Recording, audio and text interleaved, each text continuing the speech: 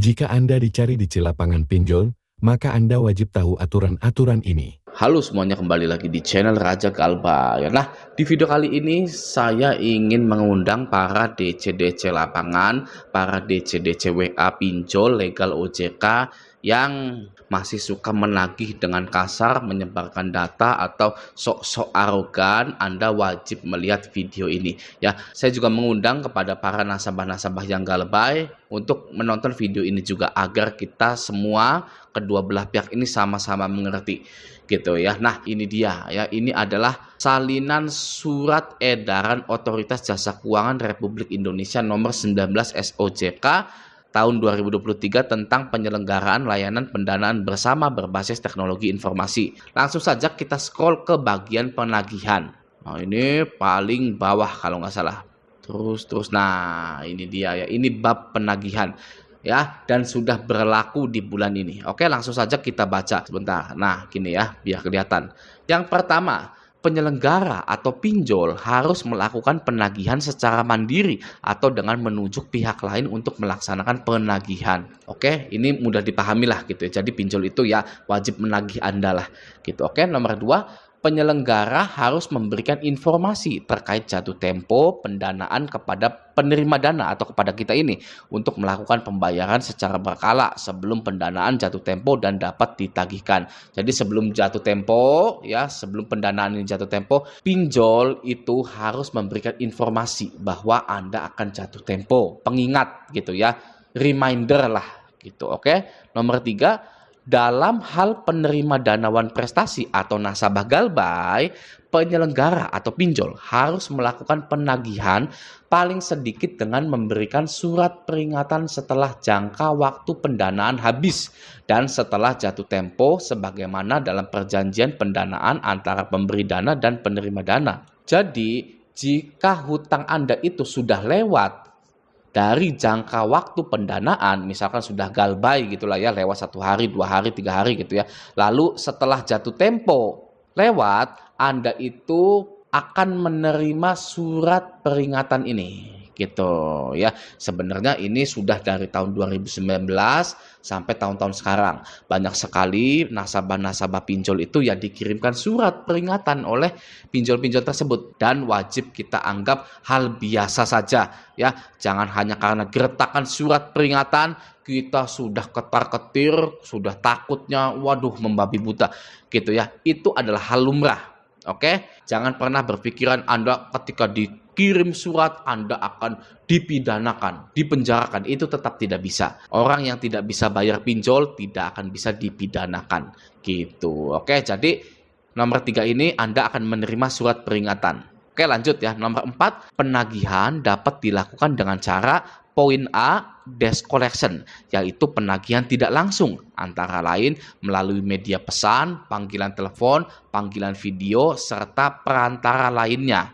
Oke, jadi seperti biasa pinjol ini jika menagih boleh menggunakan desk collection ya, atau DCWA tersebut, dan atau field collection atau DC lapangan, yaitu penagihan langsung secara tatap muka gitu ya. Sebenarnya biasa saja gitu ya nomor 4 ini, karena dari dulu sampai sekarang pun seperti itu ya, desk collection, field collection pasti berkunjung, pinjol yang tidak ada DC lapangannya, pinjol yang ada DC lapangannya gitu ya. Dari dulu pun sama seperti itu gitu ya, tidak ada yang aneh. Oke, lanjut nomor 5. Dalam melakukan penagihan sebagaimana dimaksud pada angka 4, penyelenggara harus memastikan bahwa, nah jadi kalau Anda ditagih ya berdasarkan nomor 4 ini oleh DCWA, DC lapangan, DC tersebut atau tenaga penagihan telah memperoleh pelatihan yang memadai terkait dengan tugas penagihan dan etika penagihan sesuai ketentuan yang berlaku gitu ya. Jadi DC tersebut harus dilatih dulu biar tidak barbar, biar punya etika, punya adab, dan lain-lain.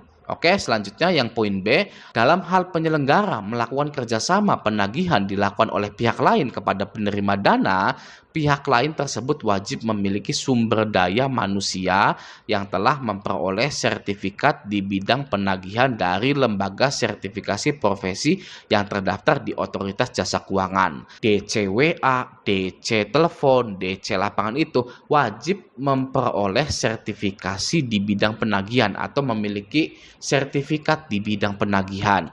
Jika Anda didatangi oleh DC lapangan dan tidak mempunyai sertifikat di bidang penagihan, maka Anda telepon OJK saat itu juga, laporkan pinjolnya bahwa SDM atau DC lapangan ini telah melanggar poin 5 peraturan SE OJK terbaru 2023. Oke ya, atau Anda like saja video ini, Anda ingat-ingat saja di menit berapa saya bilang seperti ini. Gitu ya, Anda tunjukkan ke DC lapangannya, Anda tidak punya sertifikat di bidang penagihan, jadi nggak bisa. Oke, selanjutnya poin C, identitas setiap tenaga penagihan ditata usahakan dengan baik oleh penyelenggara. Wajib ada KTP-nya, wajib ada ID card-nya, wajib ada surat penagihan, surat jalan, dan lain-lain. Gitu ya. Oke, selanjutnya poin D, tenaga penagihan dalam melaksanakan penagihan mematuhi pokok etika penagihan sebagai berikut. Yang pertama, menggunakan kartu ID atau kartu identitas resmi yang dikeluarkan pihak lain yang bekerja sama dengan penyelenggara, yang dilengkapi dengan foto diri yang bersangkutan. Nah, jadi jika ada DC lapangan atau DCWA yang menagih Anda tanpa ada ID card dengan foto dirinya, maka Anda boleh tutup pintu Anda atau hapus WA penagihan tersebut karena DC tersebut sudah melanggar aturan. Oke, jelas? Nomor 2, lanjut. Penagihan tidak diperkenankan dilakukan dengan menggunakan cara ancaman, kekerasan, dan atau tindakan yang bersifat mempermalukan penerima dana. Gitu ya, menghina, sebar data, nelpon kondar, maki-maki kondar, berkunjung ke tetangga, dan lain-lain, itu tidak boleh dilakukan. Sekarang sudah ada aturannya, tidak seperti dulu. Mungkin dulu tidak ada aturannya gitu ya, atau masih samar-samar gitu kan. Nah, namun sekarang sudah ada peraturannya gitu. Oke, lanjut nomor 3. Penagihan tidak diperkenankan dilakukan dengan menggunakan tekanan secara fisik maupun verbal. Nah, DC lapangan nyentuh Anda itu nggak boleh. Ya, nyentuh jempol Anda itu nggak boleh karena itu sudah tekanan secara fisik. Ya, untuk menekan Anda. Misalkan atau megang tangan Anda gitu ya. Wah, itu sudah kekerasan secara fisik. Itu pinjolnya pasti viral, pasti nanti klarifikasi. Ya, pasti akan menyesal pinjol itu. Gitu ya. Anda tinggal rekam saja. Oke? Tekanan secara verbal ya tadi itu ya. Misalkan ibu atau bapak seminggu lagi saya akan ke sini. Kalau nggak ada saya akan bawa 10, 20, 30 orang untuk bikin ribut di sini. Itu nggak boleh. Itu namanya tekanan secara verbal. Itu tidak diperbolehkan. Oke, jadi nagihnya itu santai saja, biasa-biasa saja gitu loh. Ya, nggak usah sok-sok arogan gimana gitu kan. Karena sudah ada peraturannya. Oke, selanjutnya, nah ini nomor 4 ini adalah sambungan dari nomor 3 ya. Tidak boleh menggunakan tekanan secara fisik maupun verbal yang dilakukan dengan menghindari penggunaan kata dan atau tindakan yang mengintimidasi dan merendahkan suku, agama, ras, dan antar golongan atau sara, harkat, martabat, dan harga diri di dunia fisik maupun di dunia maya atau cyberbullying kepada penerima dana, kontak darurat, penerima dana, kerabat, rekan, keluarga, dan harta bendanya. Gitu. Jadi nggak boleh misalkan, wah dasar nih ya agama lu ya memang mengajarkan nggak bayar hutang ya apa ya, itu nggak boleh gitu ya. Emang suku lu ini terkenal nggak bayar hutang gitu ya. Ras lu itu terkenal nggak bayar hutang, itu nggak boleh ya.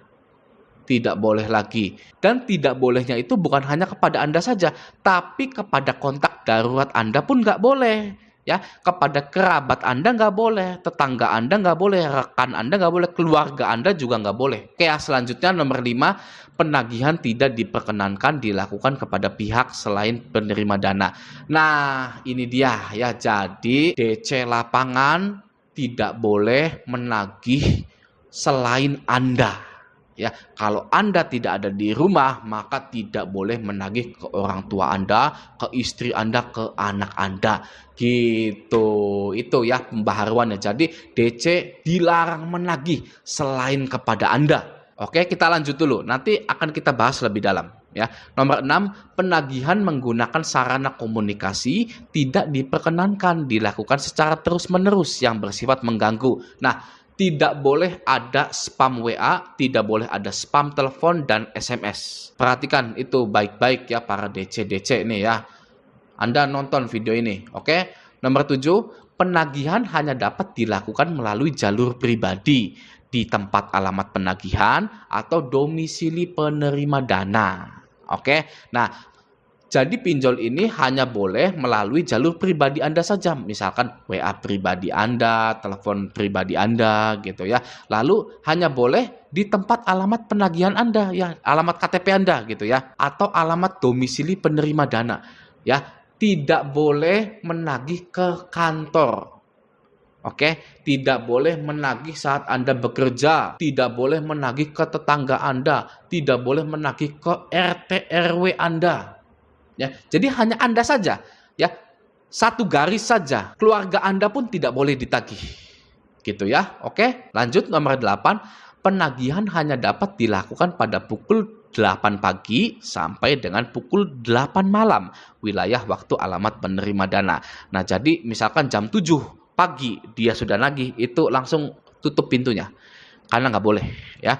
Misalkan juga nagih jam 8 lewat 1 detik, itu nggak boleh ya, langsung tutup pintunya. Oke ya. Selanjutnya nomor 9, penagihan di luar tempat dan atau waktu sebagaimana dimaksud pada angka 7 dan angka 8 hanya dapat dilakukan atas dasar persetujuan atau perjanjian dengan penerima dana terlebih dahulu atau atas persetujuan Anda dulu. Nah, ini dia ya. Jadi, kalau Anda tidak setuju DC lapangan ini menagih ke rumah Anda tapi Anda tidak ada, maka DC itu tidak boleh ke rumah Anda.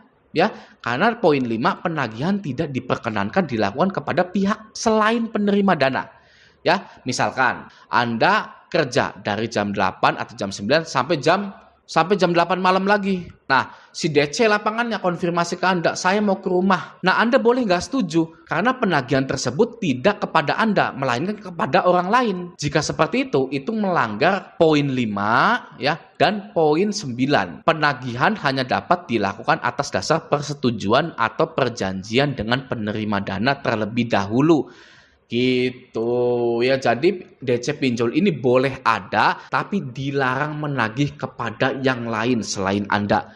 Gitu ya, enak ya. Jadi Anda tinggal kerja saja. Anda berangkat jam 8, pulang jam 8 malam gitu kan. Dan Anda bilang gitu ya, di poin 9 atas persetujuan saya tidak mau keluarga saya ditagih. Itu boleh loh. Ya, karena kali lagi penagihan tidak diperkenankan dilakukan kepada pihak selain penerima dana. Gitu ya. Jadi para DC-DC lapangan yang menonton video saya ini ya, Anda wajib menjalankan peraturan yang sudah dikeluarkan OJK ini. Kalau tidak, ini bisa dilaporkan dan kemungkinan Anda bisa diberhentikan atau pinjol Anda bisa diberikan sanksi. Gitu ya. Ingat ya, aku laku diberhentikan pay letternya. Oke ya, nah semoga video ini bermanfaat. Sampai jumpa di video selanjutnya.